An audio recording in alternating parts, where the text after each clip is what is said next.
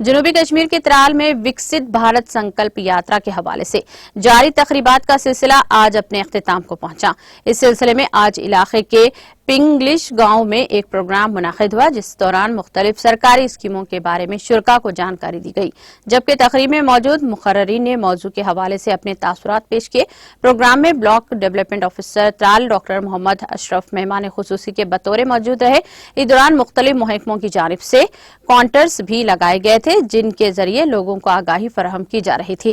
ادھر اسکولی بچوں کی جانب سے ثقافتی پروگرام منعقد ہوا، جس کے بعد پروگرام اپنے اختتام کو پہنچا۔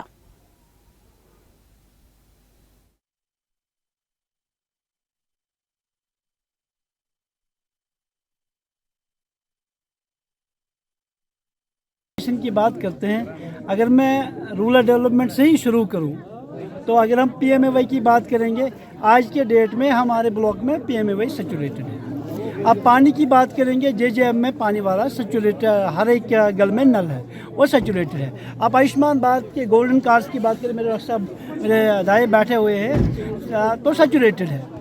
تو اس کے علاوہ ابھی آپ نے دیکھا ہوگا کہ پچھلی بار ہم یہاں لال پورہ میں گئے تھے، وہاں پی ایم اجولا یوجنا میں اگر کوئی انکورڈ ہیبیٹیشنز تھے، کچھ فیملیز تھے، وہ بھی سیچوریٹ ہو گئے ہیں۔